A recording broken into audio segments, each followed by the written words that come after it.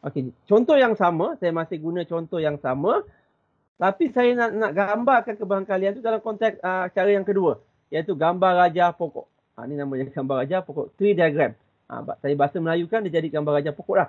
Tapi dia bukan pokok yang kita, pokok biasa tu ada daun, ada akar kan. Pokok dia sebab dia ada cabang dia.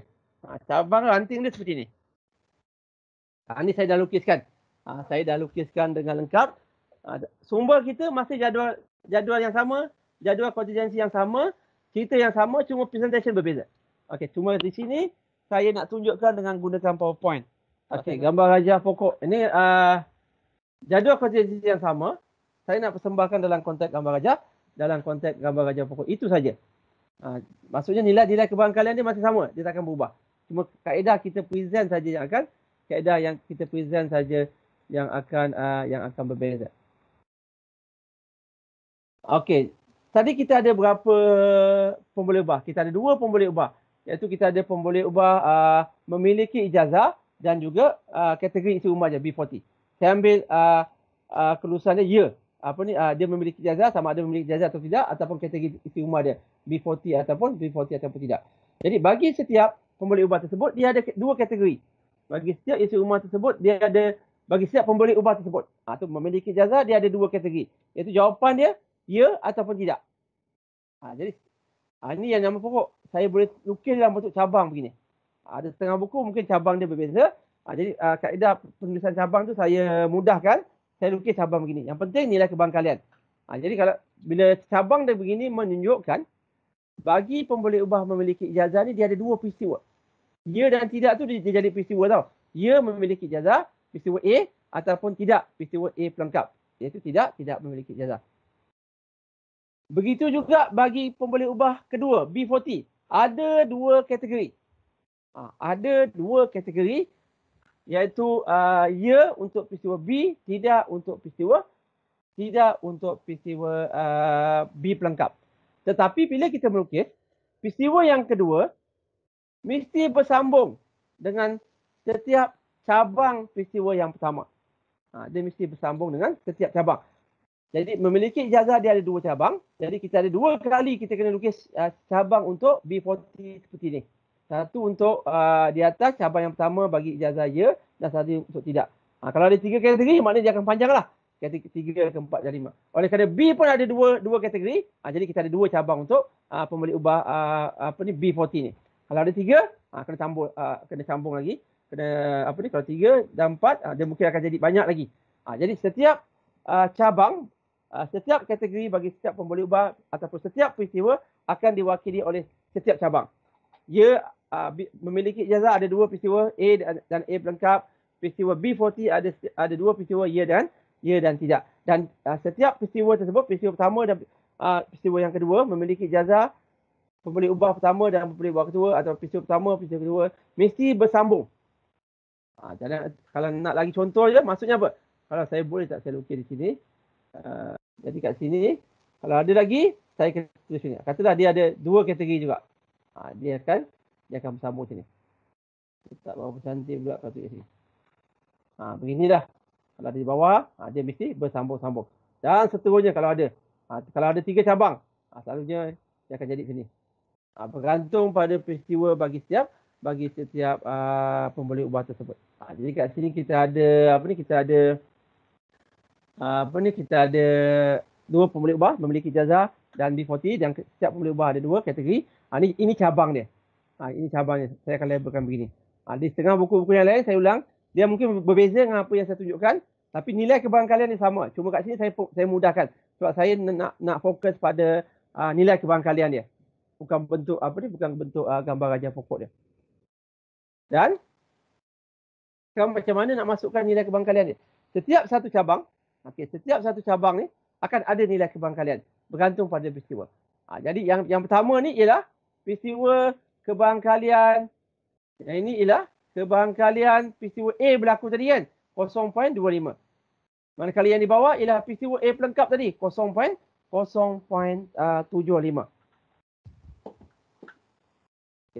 Itu peristiwa sud yang pertama. Kemudian saya nak beralih pada cabang untuk B40. Okey, oleh kerana cabang ni dia bersambung. Ni dia unik sikit. Sebelum A tadi dia tidak bersambung dengan mana-mana peristiwa. Kalau saya kata contoh saya naik kereta kan. Saya start daripada A. Ataupun saya start daripada A pelengkap. Saya kena pilih salah satu. Untuk sampai ke B kan. Saya boleh datang daripada A ataupun saya datang daripada A pelengkap. Tapi untuk sampai ke peristiwa B ni, dia bergantung saya datang daripada A ataupun A pelengkap. Nampak tak? Di situ ada situasi lain. Katalah saya nak lalu kat A ni. Saya nak lalu kat peristiwa okey yang saya highlight ni kan. B40 ya, maknanya peristiwa B.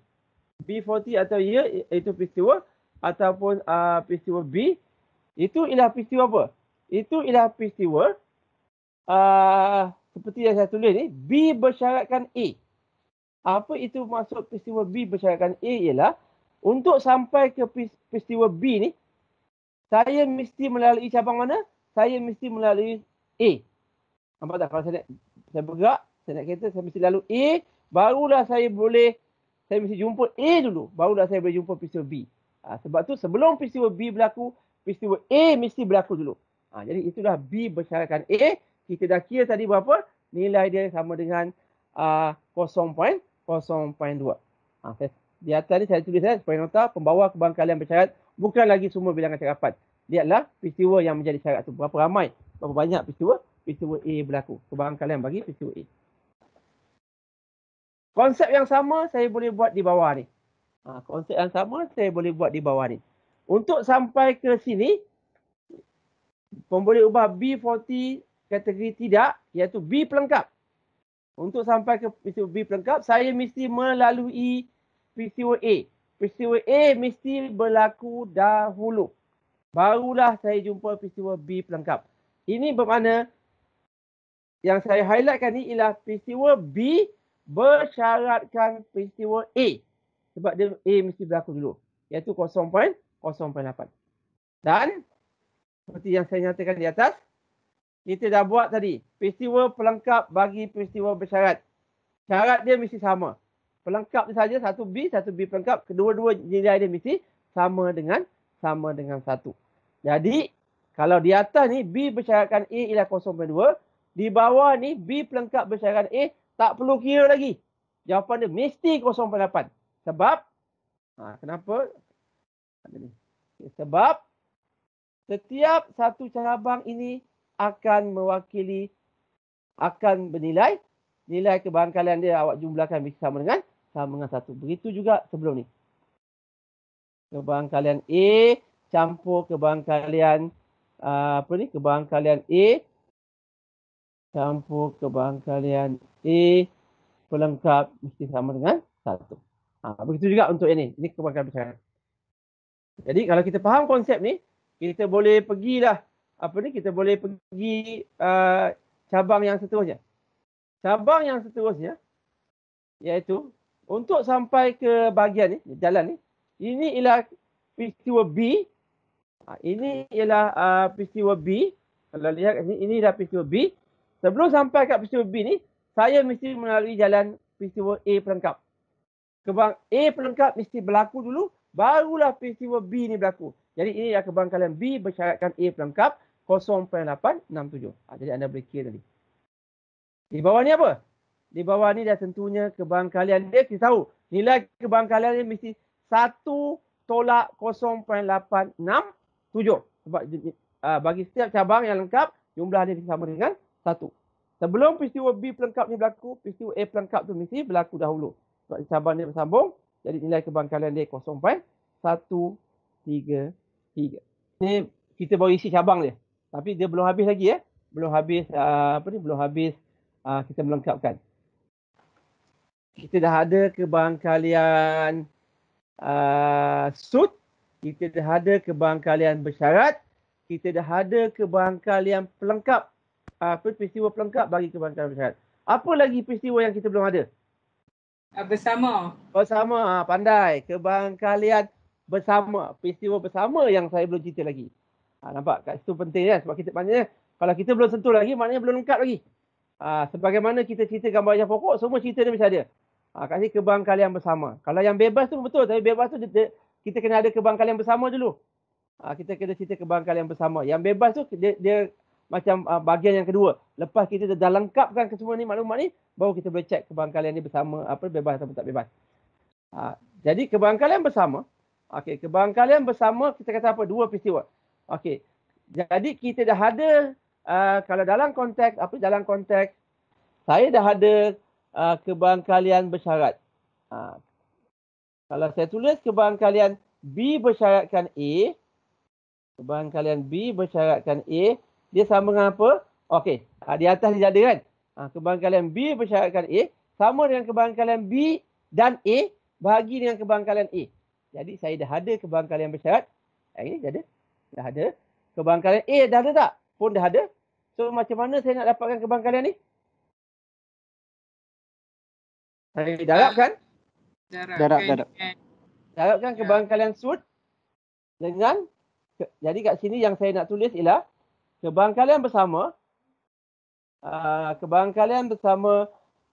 konteks ni dalam konteks BA akan sama dengan kebangkalian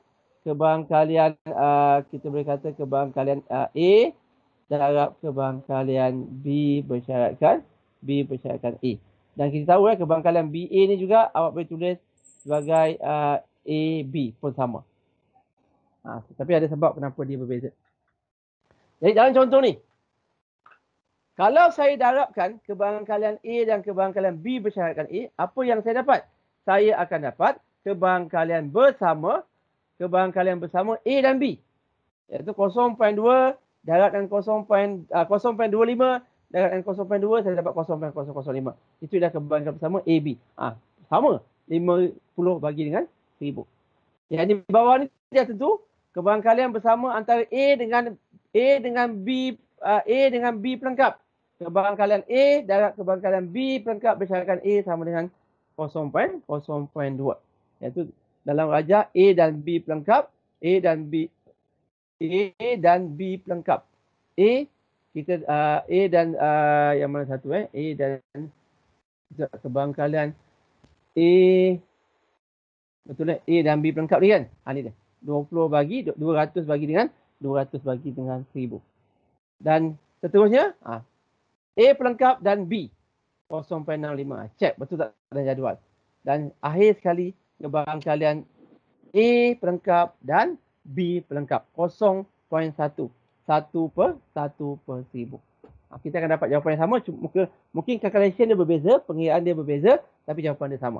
Jadi bila kita campurkan ke semua ni, ni yang hujung ni penting Hujung ni penting dia adalah ciri penting bagi gambar rajah pokok dan juga bagi jadual kontinensi.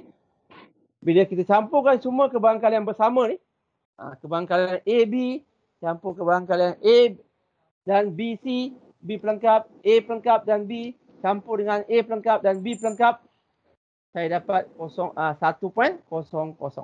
Kat sini saya berterabur pula. Ada saya pakai A prime dengan A pelengkap. Jadi kedua-duanya saya tak sama lah. Satu ni menggambarkan gambar rajah pokok ini. Gambar rajah pokok dan jadual kontinensi tersebut bersifat populasi. Kerana apa? Kita boleh menyenaraikan semua nilai, kita boleh menyenaraikan semua nilai kebangkalian yang mungkin ada, yang ada dalam satu ruang sampel. Jadi keseluruhan gambar rajah pokok ni ialah satu ruang sampel. Keseluruhan kontinensi itu ialah satu ruang sampel. Dan bila dia ruang sampel yang lengkap, jumlah kebangkalian di hujung dia mesti sama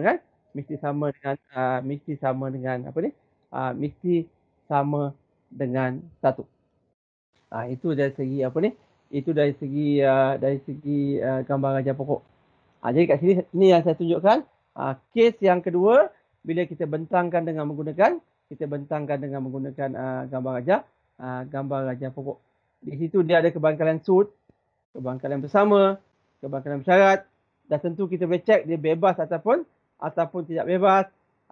Dia kebangkalian kesatuan macam mana, dan tentu kita boleh dapat. Jadi dalam erti kata lain, kalau anda boleh melukis satu gambar rajah pokok yang lengkap, ni seperti ni lah. Daripada titik yang tajam ni sampai yang nombor 1 ni, Itu masuk gambar rajah pokok yang lengkap. Ataupun anda boleh lukis jadual kontingensi dengan penuh, dengan nilai-nilai yang lengkap, maka semua maklumat kebahan kalian telah pun diketahui. Iaitu apa sahaja soalan yang berkaitan dengan nilai kebahan kalian, anda boleh dapat. Kita boleh kira dengan kita dapatkan ambil semua maklumat yang ada tadi. Sebab itulah maklumat maksimum. Maksudnya maximum information yang berkaitan dengan sesuatu peristiwa dari segi nilai kebahan kalian dia. Itu pentingnya gambar rajah pokok dengan gambar rajah gambar rajah pokok dengan jadual kontingensi ni.